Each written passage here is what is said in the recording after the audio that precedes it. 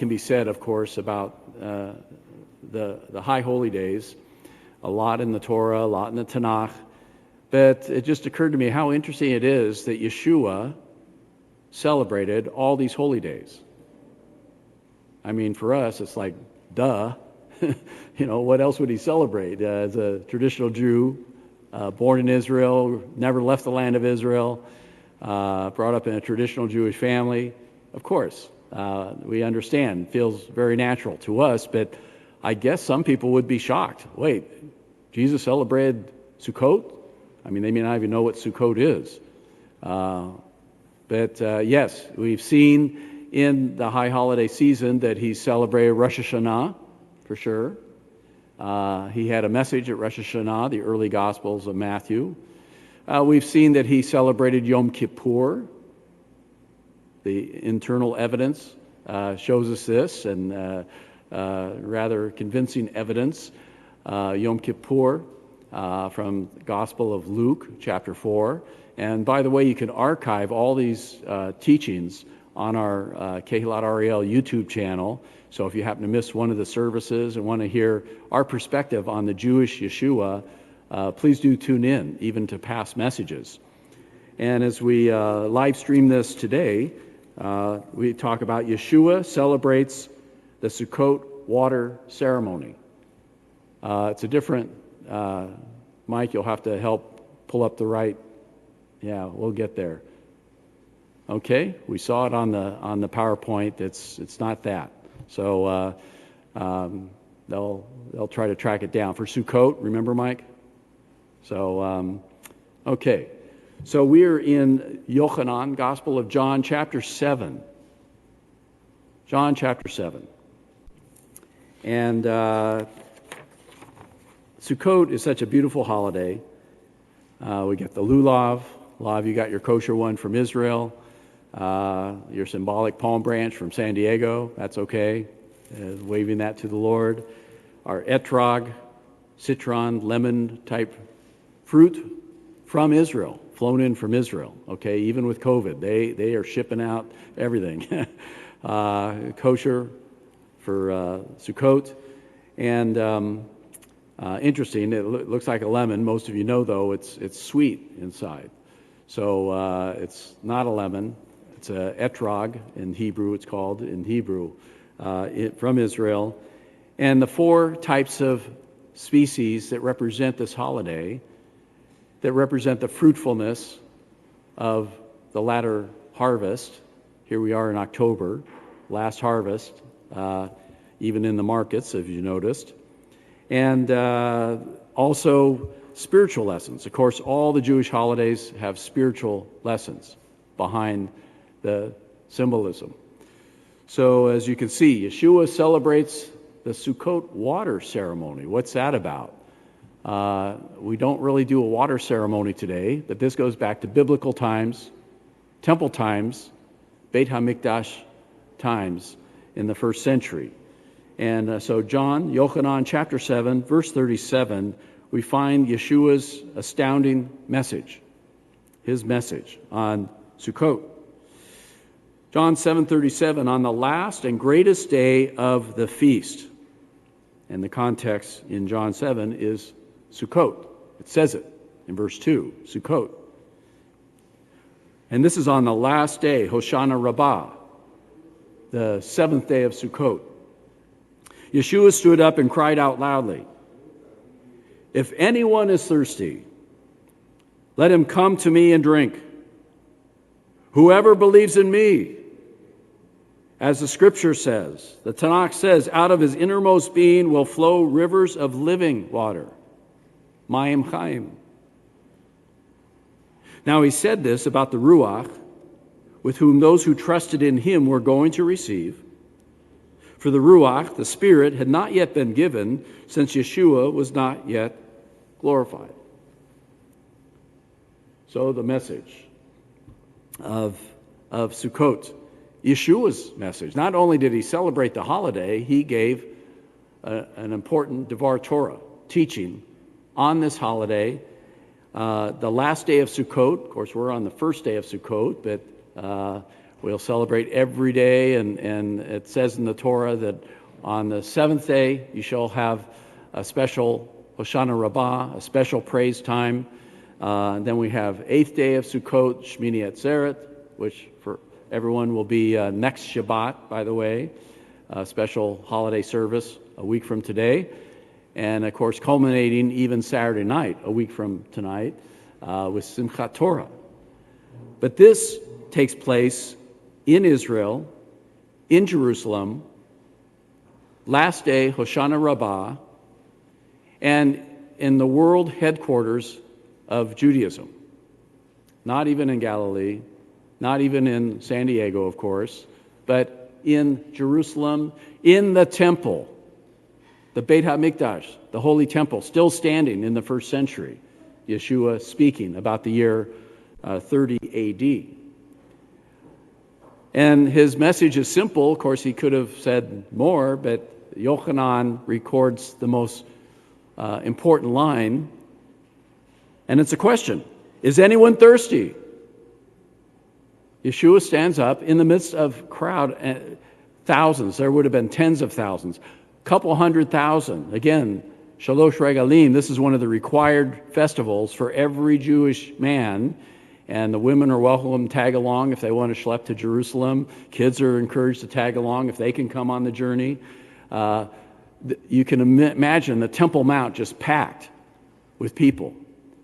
And no microphones, not quite invented yet, no PA system. So he addresses, and you could probably definitely address a few thousand people in the Temple Mount just with the acoustics. So is anyone out there thirsty?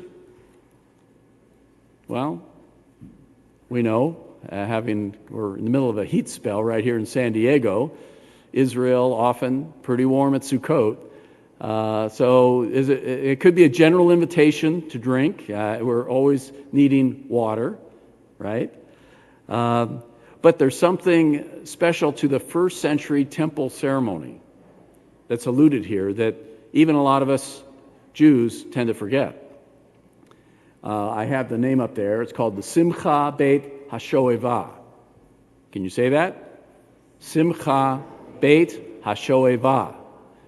And it is the water ceremony of the temple.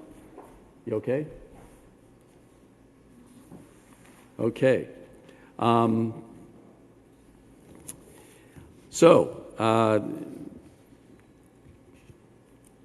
We continue the Beit HaShoevah. What is that about? Literally, it means rejoicing in the house of the outpouring. Rejoicing, joy in the house of the outpouring. And in the first century, we'll take a little trip back to the Temple Mount. And imagine us going into the Temple Mount today. Imagine going in, especially on the last day, Hoshana Rabbah. And we go into the temple courts, and there's a ceremony, this Beit HaShoevah, pouring out of water at this time. Now, what happened, and this is from Tractate Sukkot, if you're wondering how important the festival is, Tractate Sukkot is a whole tractate of the Talmud that deals just with this holiday. Just with this holiday. So very important, Sukkot. And in Sukkot 5a and other references, it speaks of the first century ceremony that developed that the priest on the last day of the feast would go down to the spring of Gihon. If you've been to Israel, you know the place. If you need to go to Israel, God willing, talk to us next October. A year from now, the Rebbe and I will be leading another study tour to Israel, all things being open, we hope. The spring of Gihon, the only real fresh water source in Jerusalem, close to the Temple Mount, it's actually outside the city. So it always presented problems of getting the fresh water in. So some of you, how many have hiked through the Hezekiah's tunnel? I see those hands out there in Israel. So, several of you have hiked through Hezekiah's tunnel. That was King Hezekiah having his crew hand dig a tunnel from the spring of Gihon into the Temple Mount where it would be safe.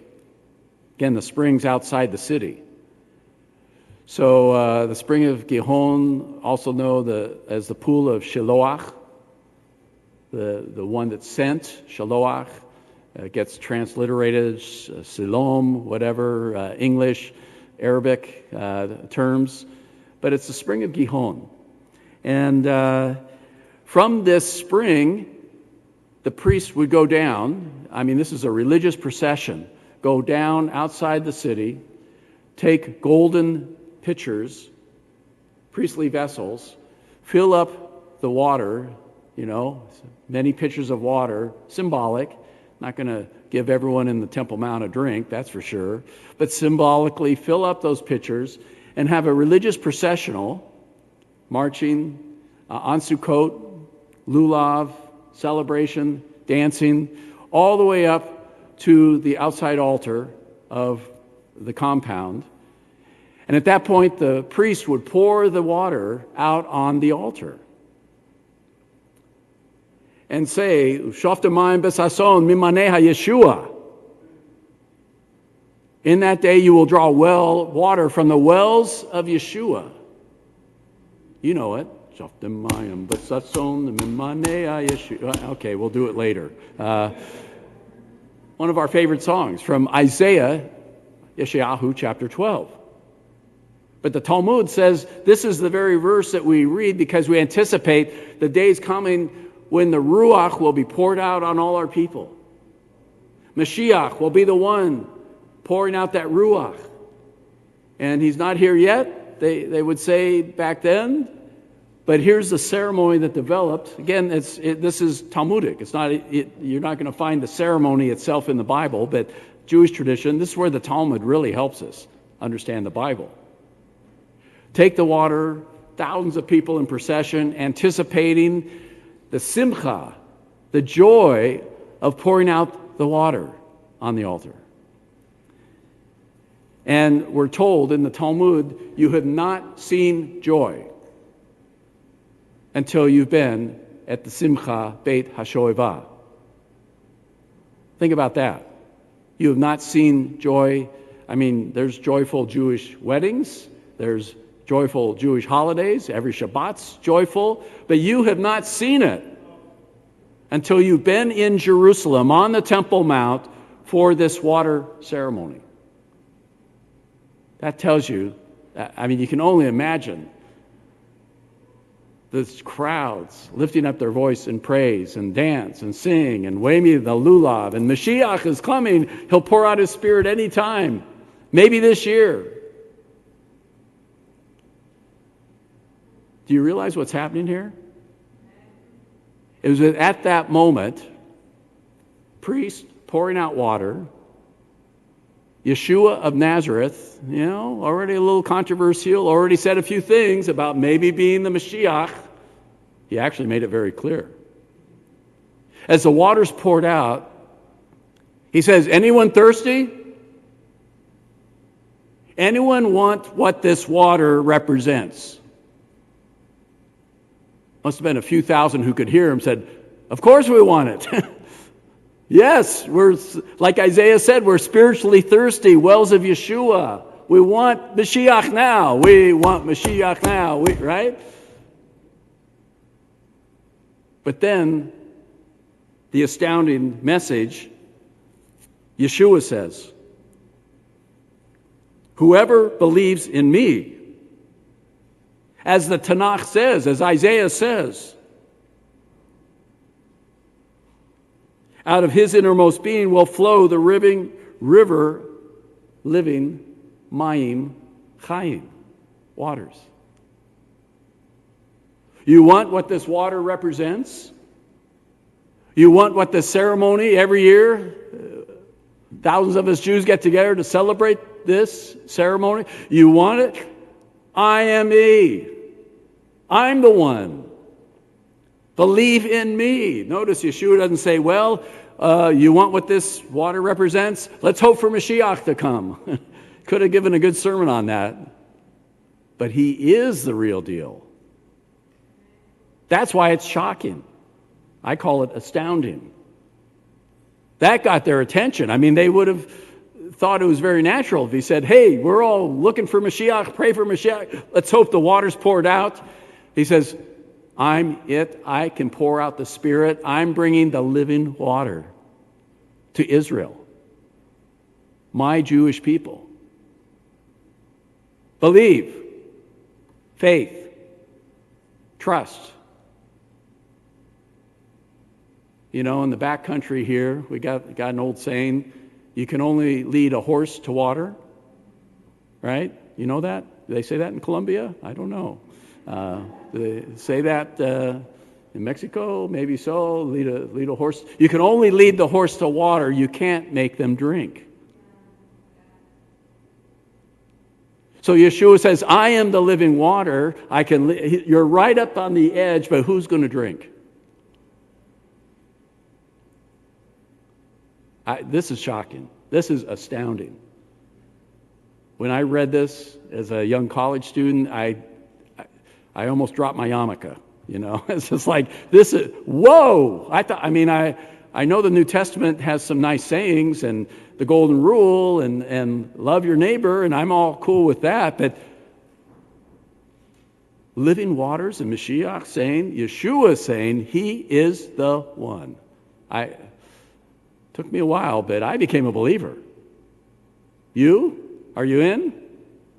Put your hand up if you're in with this. Yeah, okay. Most of you. We're still working on some of you, I guess. And I don't know, hundreds and hundreds tuned in, and maybe some of you live streaming with us. We're so glad you did. And you know, the living waters, you could tell we're excited about bringing the Jewish Yeshua, the Jewish Jesus, into our Judaism. Not converting, I'm sorry. Not becoming, I tell people, they say, you're a Christian. I say, well, you can call me whatever you want, but, you know, I'm a Jew who welcomes, who believes Yeshua is the living water. Amen? It's so natural that way.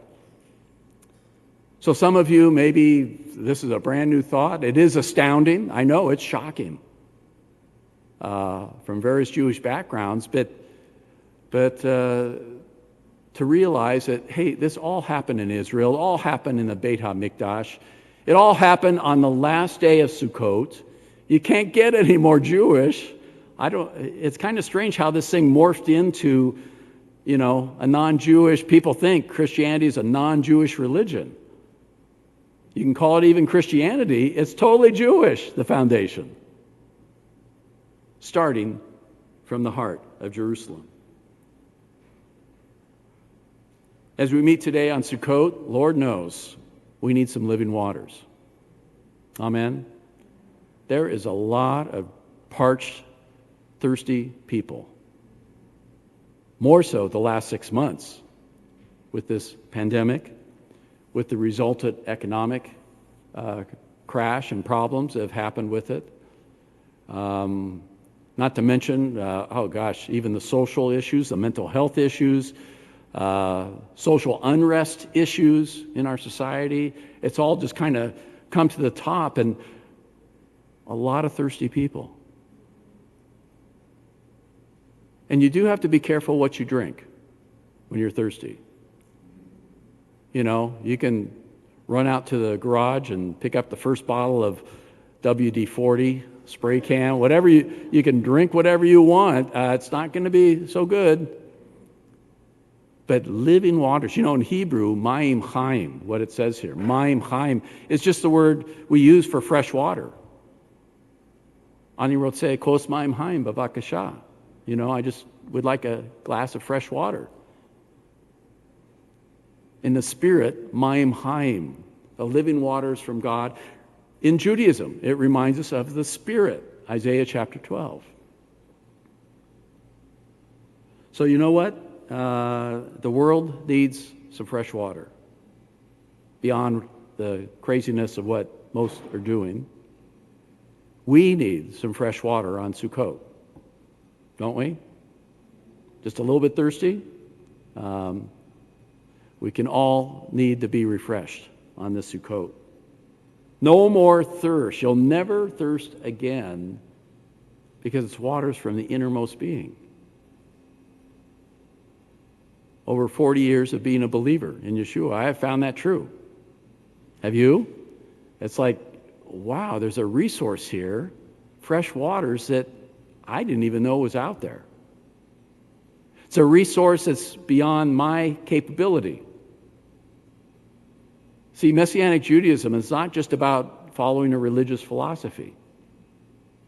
It's not just about us trying to, be more religious and hope we can quench the thirst, but even a lot of us from various branches of Judaism, we found out, why am I still a little thirsty? It's Mashiach. It's the Ruach. It's the revelation of Yeshua, the Jewish Yeshua, that quenches our thirst. Sukkot. So Simcha Beit HaShoevah. What an amazing ceremony and the astounding message that Yeshua gave. Now here it gets interesting as well. The next few verses, the diverse reactions.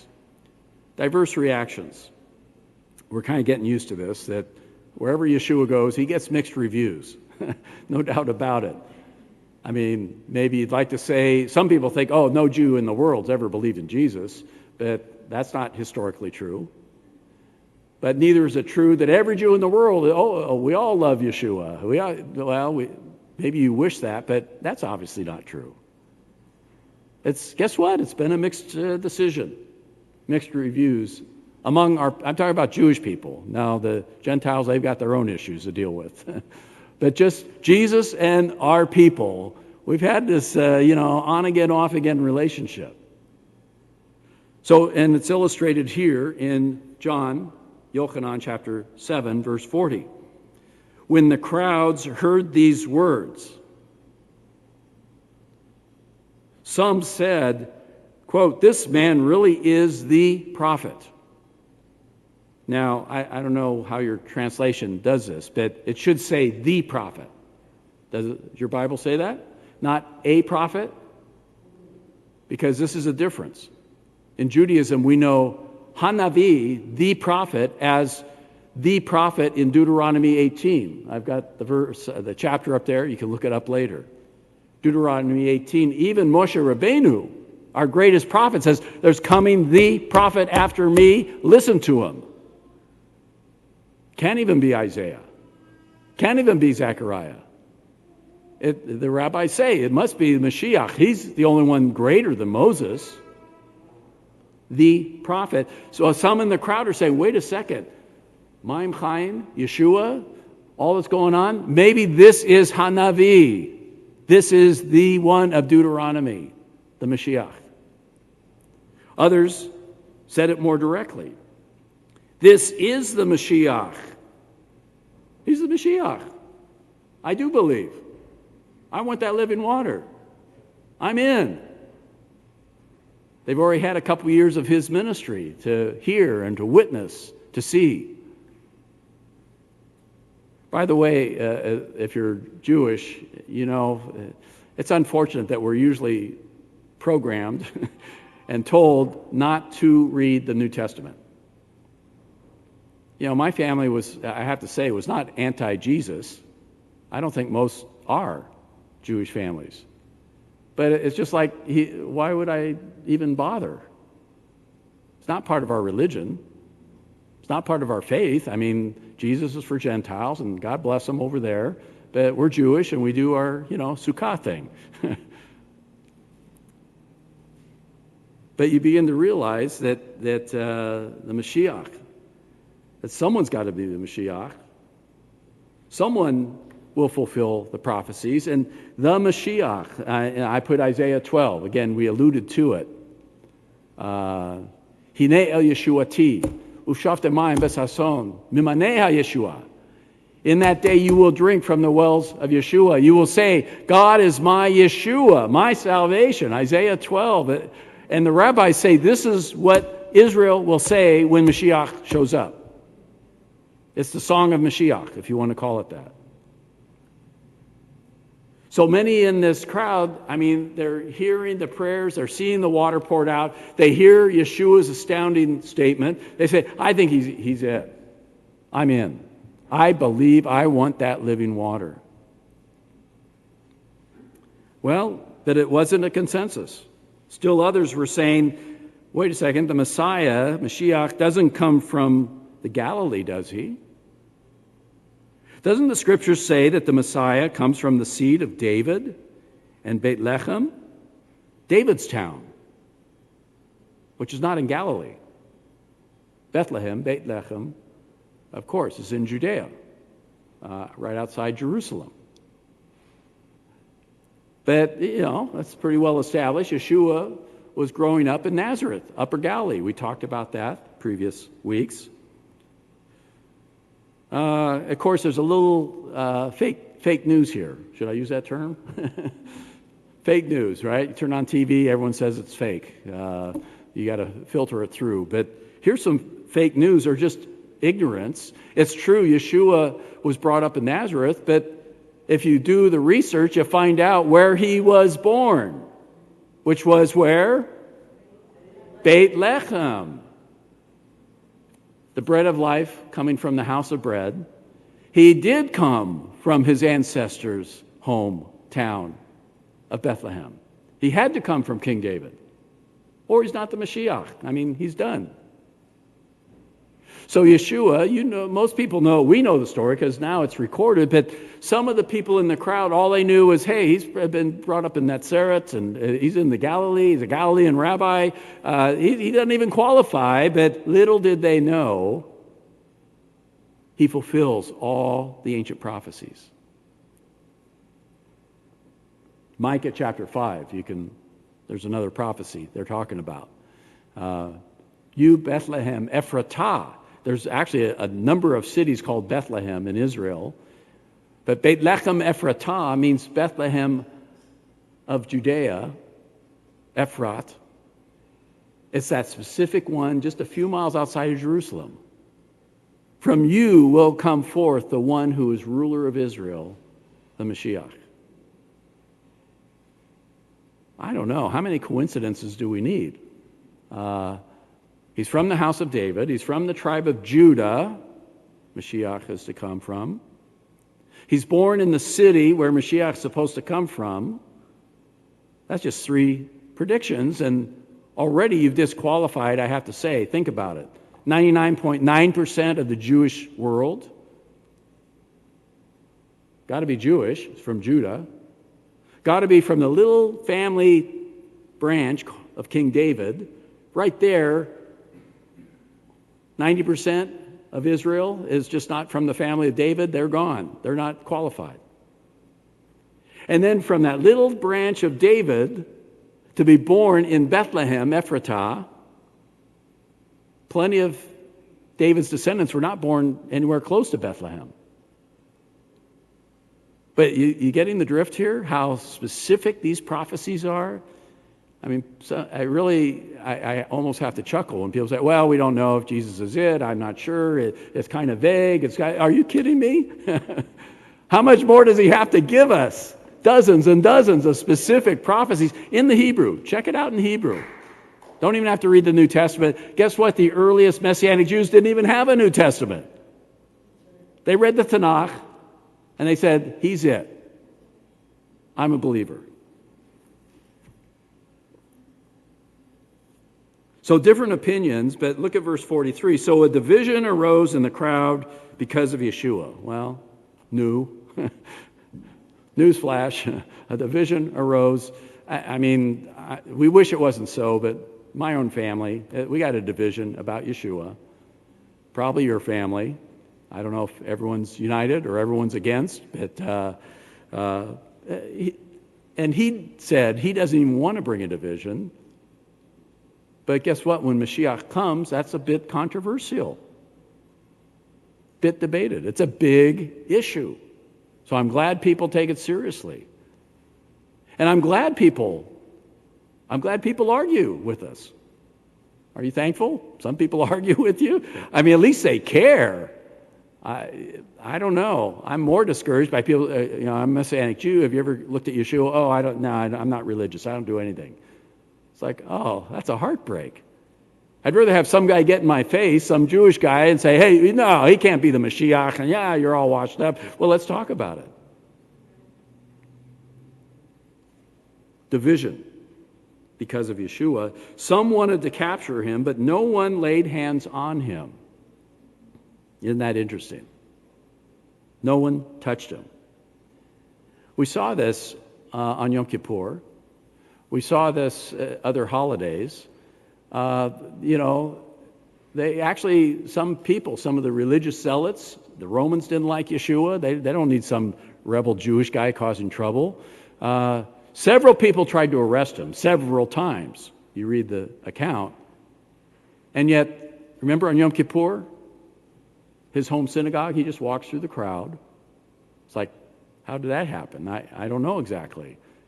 Did people just were blinded, or people were too scared to grab him, or how did that work? Well, similar thing here on Sukkot. Years later, some wanted to capture him, but no one even touched him. And Yeshua said something very interesting in that context. Do you remember? Talked on Sukkot. He said, you're not going to take me away. It's not my time yet. Remember that? It's not my time. What do you mean? We're taking you. They couldn't take him. Well, what did he mean? Well, if you didn't tune in Yom Kippur, you could check that out. But it comes up again in Sukkot. Mashiach, if he's going to be arrested, even if the Romans are going to kill him, which will ultimately happen, the Romans could have taken him on Yom Kippur, but no, it's not his time yet. They could have taken him on any situation, any time, but it's not the appropriate time. The appropriate time for Messiah to actually give his life is when? Pesach. That's when he died. The prophets say Messiah will die as a guilt offering for us. He will be like the Lamb of God, Isaiah 53. So put it this way, if even Yeshua of Nazareth, if he were to die on St. Patrick's Day, if he were to die in October, any other time, it would actually annul the Messianic prophecies for him.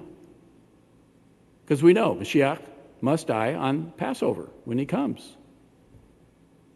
So here it is, Sukkot, high holiday, not my time yet. I'll see you guys later. He has to fulfill it. And he will. Again, add that to your 3. There's a 4th prophecy. Mashiach will die at Passover, Isaiah 53. Oh, coincidentally, Yeshua died right on Passover, being called the Lamb of God who takes away the sin of the world, the Pesach. Well, last few verses here. Again, this Sukkot celebration in Jerusalem, verse 45. We got to read this, because here is a believing rabbi. Okay? Diverse reactions. Some are in, some are not. Some are arguing, some are questioning, some are skeptics, like we see so often. But just for the record, here is a believing rabbi in John chapter 7, verse 45. The guards returned to the ruling Kohanim and Pharisees and asked them, "Why didn't you bring him? We sent you to arrest him. What's the deal?" They said, "Never has anyone spoken like this man." Oh gosh, you're not getting sucked in, are you? The Pharisees responded, "You haven't been led astray also, have you? Have any rulers or Pharisees believed in this Yeshua?" No. But this mob, the Am Haaretz, the grassroots people, they're the believers, and they don't know the Torah. They're cursed. They're not Orthodox Jews. They're not hyper-Orthodox Jews like the Pharisees. And of course, you're going to have some uneducated Galileans and some other people believe. But we, educated ones, do not believe in him. No one's believed in him. Of course, there's the fake news again. But verse 50, Nicodemus, one who had come to Yeshua before and was one of them, the rabbinic crowd, had a question for him. Our Torah doesn't judge a man unless it first hears from him and knows what he's doing. Does it? Well, you know he's a top rabbi when he's asking questions. Just a question. Interesting. He's not making a statement. What's the rest of judgment? Doesn't our own Torah say you have to have a fair hearing? I'm not seeing that. Ask a question and it lets the other person try to answer. They answered him, Oy vey, you aren't from Galilee too, are you? Search and see that no prophet comes out of the Galil. Then everyone went to his own house. Nicodemus, you remember his story if you've been reading the Bible. Earlier in John, you can read John chapter 3 again. This top leader comes to Yeshua at night, undercover. Yet this top leader says, we know you must be sent from God. We know. Uses the plural. It's not just me. We got a bunch of us who think you may be from God. And then that whole interesting dialogue. Rabbi, man, you've really done a lot, but you need to be born again. Born again. It's a long story. There's a lot of born again things in Judaism. But born again of the Ruach was something that Nicodemus even admitted. I don't know what you're talking about exactly. And they departed, but Nicodemus, undercover, is very open. I mean, he's not a believer in John 3, but he's curious. He's seeking. So is it a coincidence that this top-notch rabbi of the first century shows up again at Sukkot in this judicial hearing, so to speak? The group of leading rabbis trying to figure out what to do with this, rebel Galilean rabbi. And they say, you don't believe too, do you? I mean, why are you even asking that question?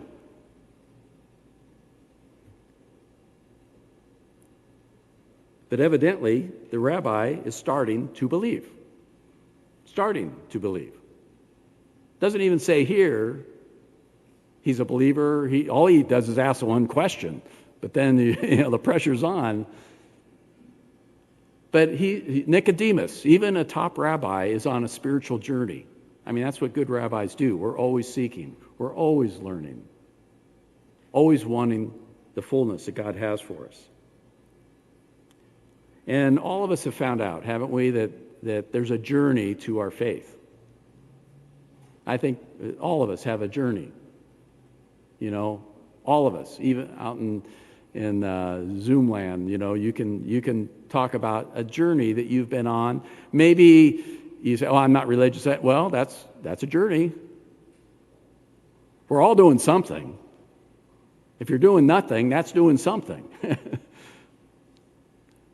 So Nicodemus reminds us that he was on a spiritual journey.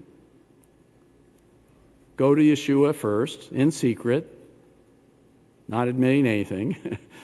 Here, he's kind of backing up, like, well, what's the big rush? What's the big problem with Yeshua? If we're going to have a fair hearing, let's have a fair hearing. Maybe you'd say he's not a believer yet, but it goes to show you following Yeshua is not automatic. Some people think, just give a person a tract and, are you in? You'll believe right now. Say the prayer with me, right? That doesn't work too well for Jews. I can tell you. It doesn't work too well for a lot of people. Because everyone's in process.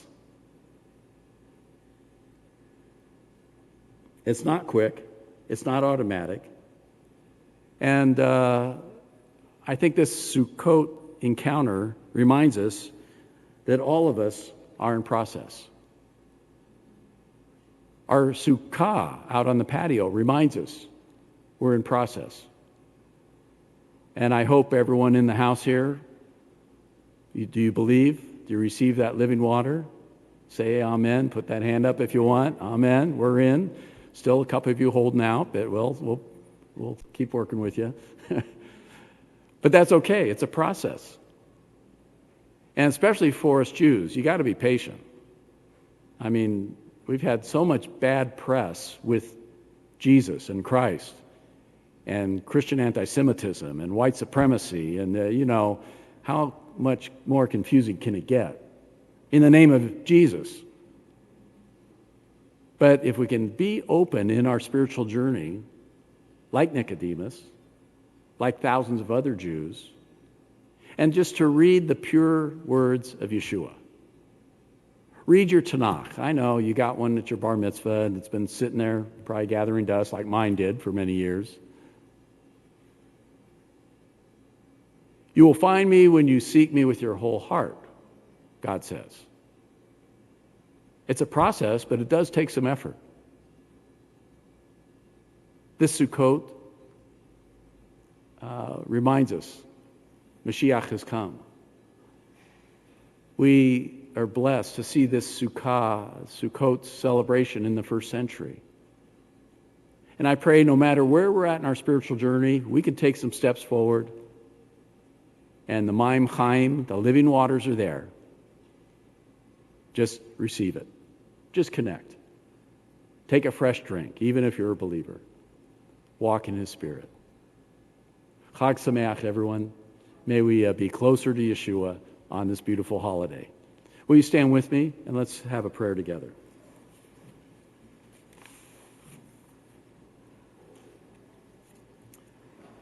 Avinu, Father in heaven, we do thank you for this beautiful holiday. Thank you for this first day of Sukkot, the time of our rejoicing. And Lord, it's a blessing to go back to even to the first century, to be a part of that temple ceremony. How astounding.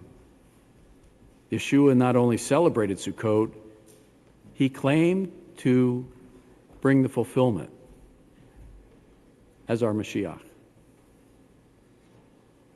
Oh Lord, may we who are already believers, may we be stronger and stronger. Even we believers need to keep drinking that living water, that fresh water. Not by might nor by power, but by your Ruach, says the Lord.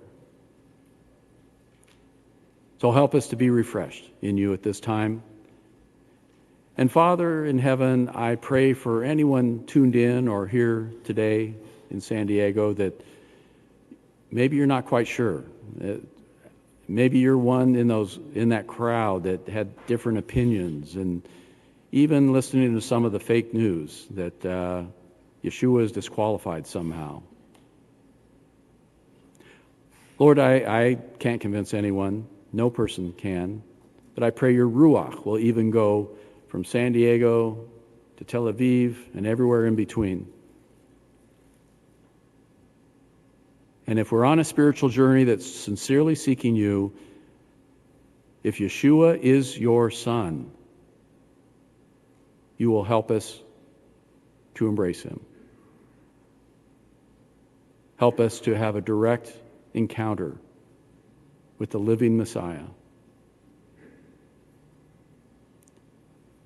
Anyone that's seeking those living waters, help them to reach out to you and take a new drink this day. Thank you, Lord. What a blessing. Zman Simchatenu. We rejoice in all that you do for us and all the promises of this upcoming year. In Yeshua's name, let us all say, Amen.